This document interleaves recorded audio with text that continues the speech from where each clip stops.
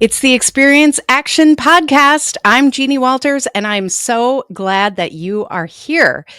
I am glad that you are here for this episode because we are diving into all things about AI and CX in the news. And we are so lucky to do this on this CX Pulse Check episode with my very special co host, Ovetta Sampson. Ovetta, it's so good to see you. I've known Ovetta for a million years, and you are one of the first people who really tapped into the power of AI and also the warnings about it, what we can do, some of the things that we need to be aware of. So I'm really excited about our conversation. Will you please tell our audience all about you and your brilliance? Oh, wow. I don't know about that. But I have longevity, I think it would be Oh, that's a good to word. That's a start, good right? word. So I don't know if we could call it brilliant, but definitely in the game for a while.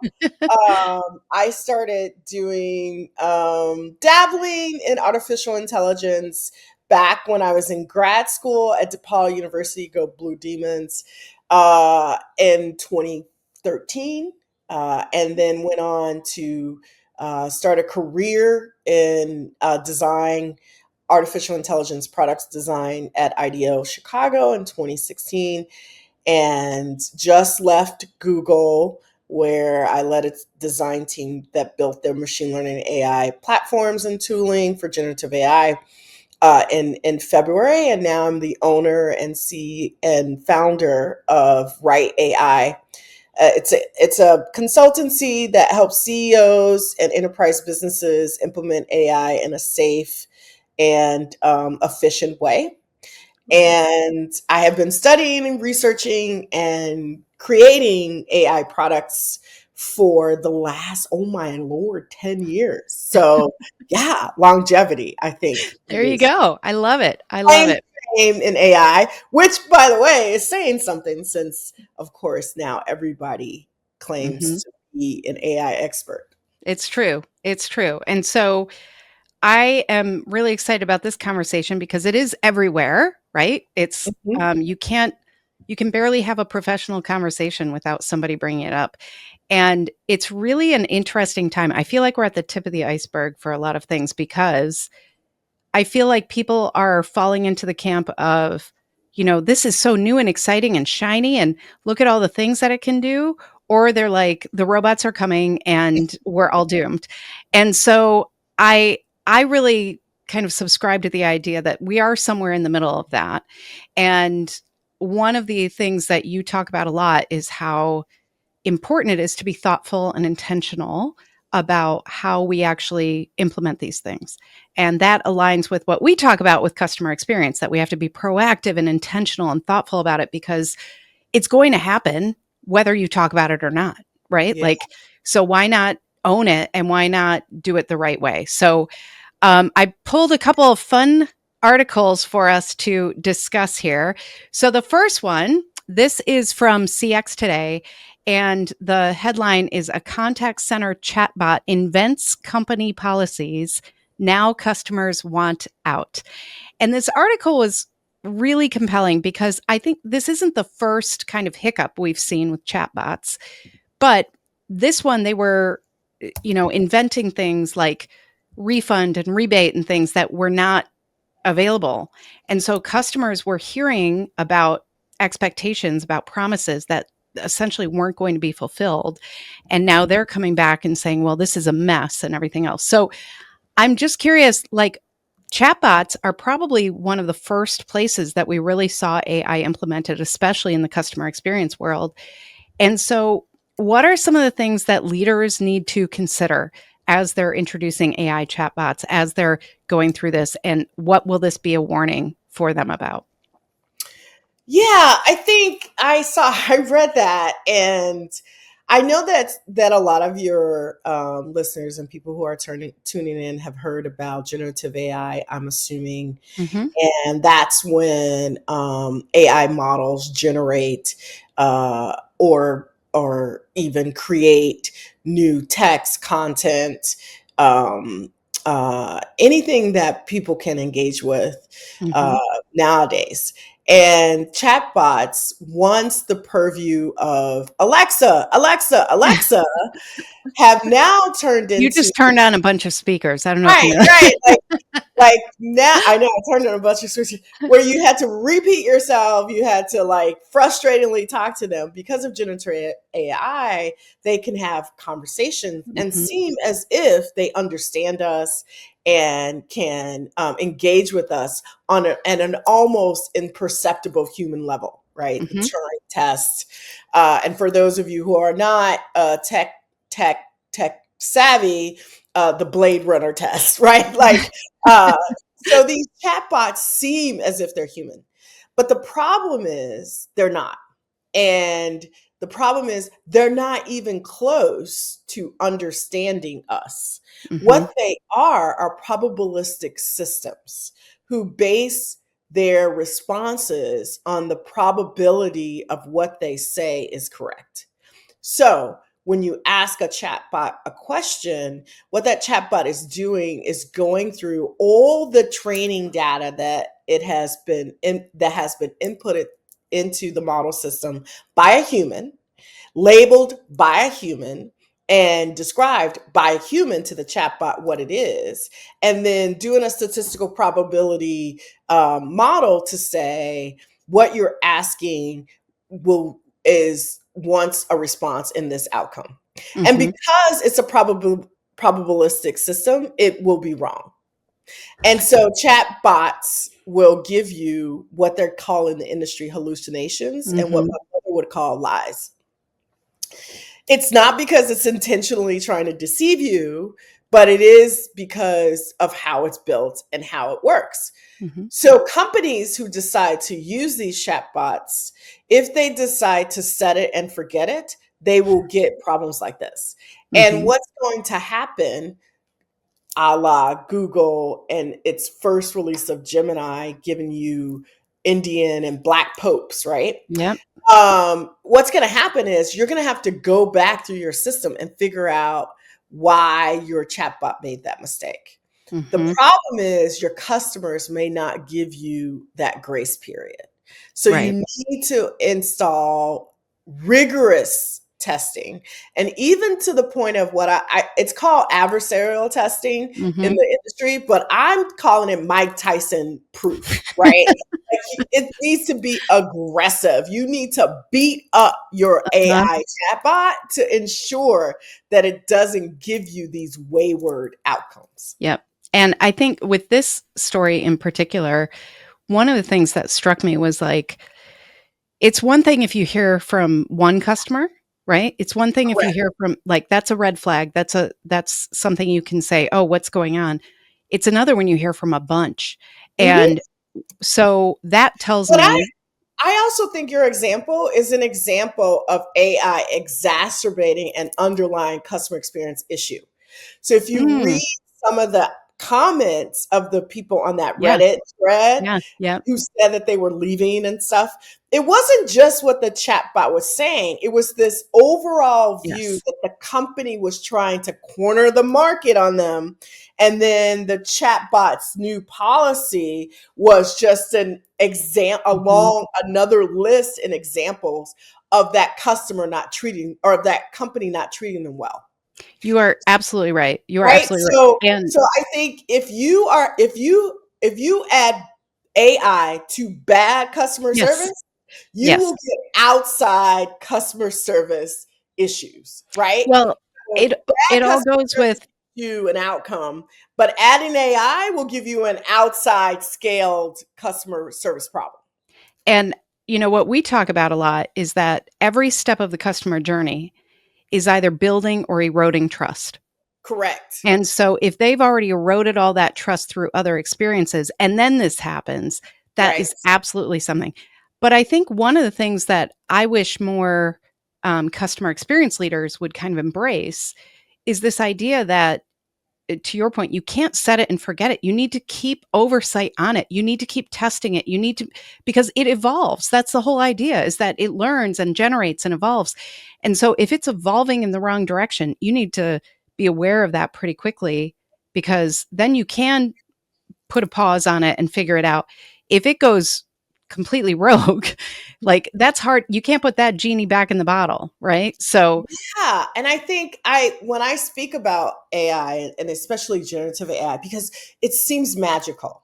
It mhm, does seem as if you have just hired a, a new employee who you do not have to train and you do not have to educate and you yep, do not have to do all the investment that you had to do in another employee who's already ready to take your company policies, your business, and deliver that to customers scot free.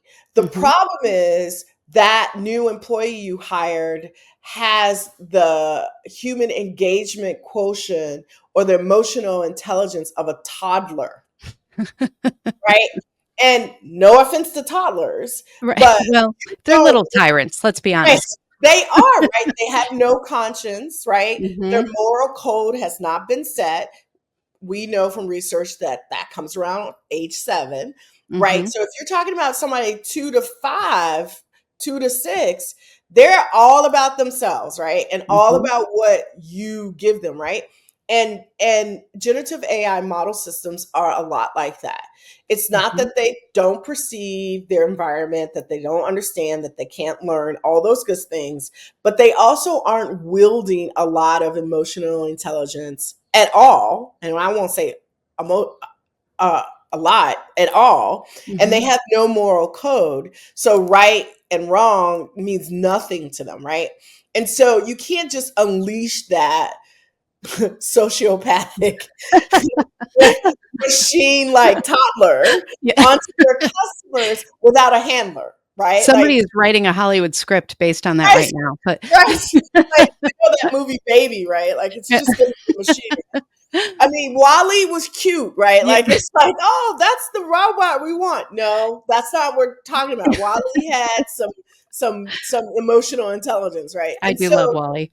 yeah, you can't just unleash that on your No. customers and be like, oh, hands off. And so, what it requires is treating your customers as a partnership in this journey. Yep. So that means you need to offer widespread feedback loops in many different ways so that your customers can tell you if your new Mhm. employee is behaving right. That's right. I love that, and I think the other thing is knowing, like, every so often, have your customer service reps all ask the same question of the bot Yes. and see what happens. Like, are you Yes. getting consistent answers? Are you getting the right information? All those little, like, spot checks, those can help a lot if people just know that it's not you can't just release this and hope for the best. But so we've talked about hallucinations, which is a big one. The other thing that I know you're passionate about is this idea that when we talk about AI and we talk about bots and all these things, I think this is a great segue. You just talked about they don't have a moral code. They don't know what's right or wrong. And yet, sometimes it feels that way because they show bias, right? So Yeah. this headline really caught me. So this is from iotforall.com. And the headline is When Algorithms Deny Loans, the Fraught Fight to Purge Bias from AI. And what really struck me about this is about, the loans that people apply for homes, for cars, for their education. And the bias was basically that certain marginalized groups were just not getting the loans, even though they might have had the same or similar loan application information. So, this one, I think, is something that, to your point, like, I'm sure the people involved probably looked at this and thought, what? This isn't who we are. This isn't our moral code. This is not who we want to be. And yet, this is what was happening. So, how do you advise leaders, advise organizations about this bias that might be in there that they don't even know about? Yeah, and this is kind of like the heart of my work, right? Like this Mhm. is the heart of why I started my company and why I get up why I lay awake at night and why I get up in the morning, right? I So relate to that. this is my passion, my purpose, the reason why I'm on this earth, I think, and the reason why I consult with companies. A uh, AI is neither artificial or intelligence. I say that all the time. Mhm. It's not artificial and it's not intelligent. Despite what you read in the New York Times, let me not go there on this prediction of what they call artificial general intelligence. All BS. It is not even close. So that's why I like to say Skynet, not yet, right? The reason is that until AI starts functioning on its own data that it creates by itself, not by humans, we are still in control of training the artificial intelligence to give us outcomes, right? Mhm. So these are model systems. They're not entities, they're not people, they're not personas, they're not any of that. They're Mhm. model systems. So these model systems are trained on currently the whole of the internet, right? So OpenAI, Google Gemini, Meta, Lambda, all of those big tech companies who are creating these models that are underlying the generative AI evolution we have right now, train these models on basically a souped up search engine of everything that you can find on the internet. The problem with that is who puts stuff on the internet, Right. right? Like people with access to computers, people with access to copious amounts of Wi-Fi access, Mhm. people who spend more time on there, people who all those kinds of things. And the people who don't put stuff on the internet are philosophers, academics, or ethicists. Anyway, people who are like out there living their lives. And so Mhm. we have an over proliferation of Real Housewives versus somebody talking about Plato. So when you put all that together, not that Plato is not on the internet, but when you put all Mhm. that together, your model system is being trained on the zeitgeist of culture, but also all of the human, what I call trauma, that imbues culture. And Hmm. that's all the isms, first of all: sexism, racism, homophobia, transphobia, all of those things. The internet follows the zeitgeist, right? Because that's what it's trained, or that's what is inputted into it. And Mhm. then the models are trained on that, and that is the input for models. So what you have are models. It's kind of like, I like to do the visualization of the fifth element when the young lady looks at, she's discovered, and then she looks at the TV and then decides, I don't want to save humanity because Mhm. all of the wars and all the bad things that humans can do. Well, all the good things are there, but also all the bad things. Mhm. And the model systems doesn't know the difference. So what it does is it recognizes patterns. And if it recognizes that more men have degrees in Mhm. math, or Mhm. more women are nurses, then when your model system, when you go to train it to recruit employees, it will just decide, hey, I'm gonna go with the pattern that I've seen, Mhm. that I've been trained on. All the men with all the application with male sounding voices or male sounding names, then I'll just put them in the to go pile, right? The pile Mhm. of hiring. It doesn't know that that's wrong. It doesn't know that that's discriminatory. It has no sense of that. So you have to teach the model system. So what I say is that you have to detrain these model systems to get biases or mitigate those Mhm. biases. Wow. And it makes me think of the first couple of times I was experimenting with image generation with Yeah. AI. I wanted a picture of I said a diverse set of American customers waiting in line. And it came back with the weirdest combination of people because diverse meant everybody was black in the line, and they looked like they were like African tribal people. And I was just like, "What is happening?" Because So and then I was like, it's mixing indigenous, which first people, "Yeah, with diversity, which is the stereotype it of was only so race. bizarre." And Yeah. I couldn't ever like, no matter what I prompted, and then I started feeling like, "Oh my god, what am I like, am I a part of this? This is awful." And I think that's what, that, but it kind of struck me because I'm like, you know what? The more that humans engage, the more that they'll also recognize this, the more that they'll start seeing this as what it is. And even that article that we talked about, the headline that I talked about, I mean, there's recognition that this is happening. And so my hope is that, to your point, as they develop these tools, as they put these things out, they've already done their homework. They've already taken the time to detrain, as you say, or at least say, here's what to look for and here's what we'll do about it, so that people feel empowered to do something. Yeah, this is the bulk of my company, where I work with companies to what I call de-risk their AI implementation.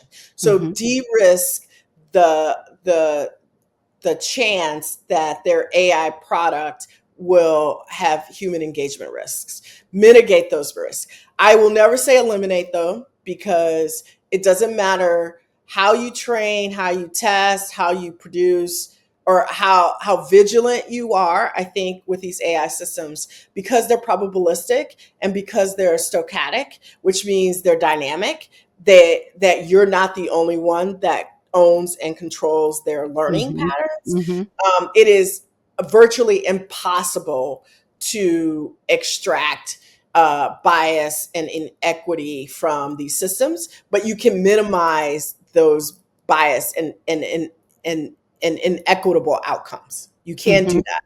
that. I think anybody who says that they can uh, totally eliminate bias from your model system is Yep. selling you a bunch of rocks, because it's Yep. not true. Because we actually don't know how biased these systems are until we start testing them, right? And Hmm. so I think it's really impossible to say that you've eliminated this Yes. risk.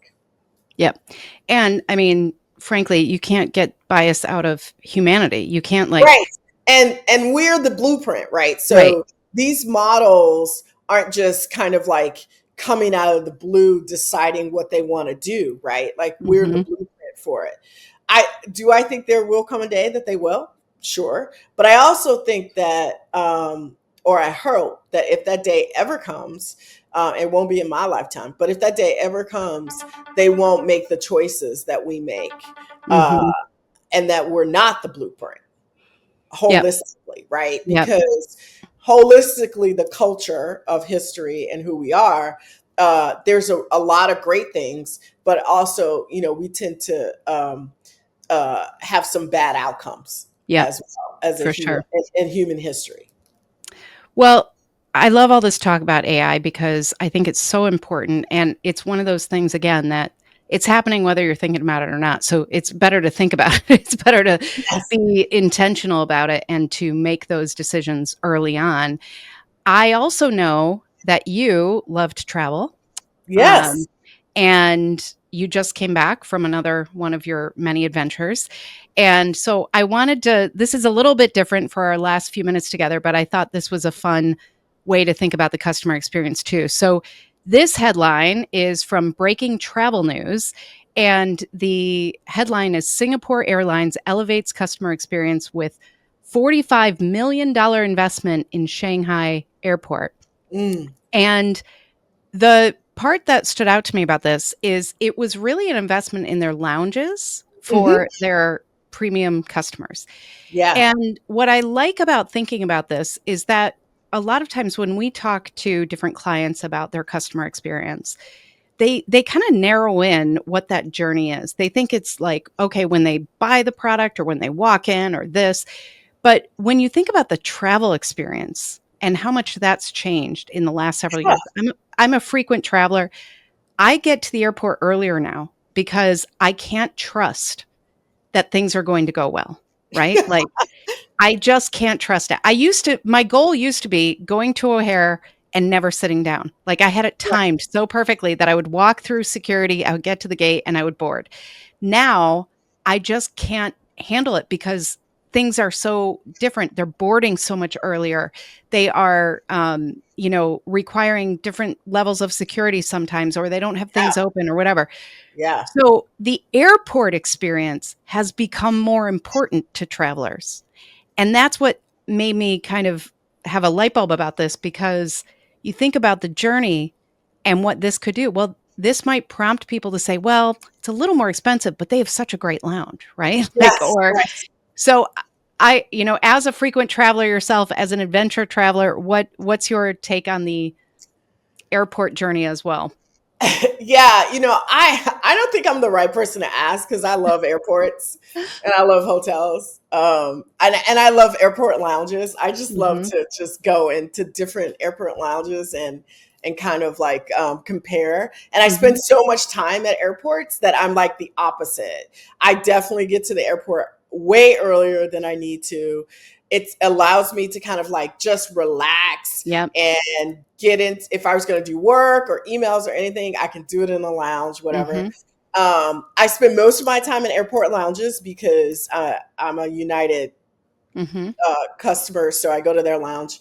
But I do see the first time I ever saw kind of like this was even before ChatGPT came out. I was in the United Airport Lounge, and this little robot was going around collecting dishes, right?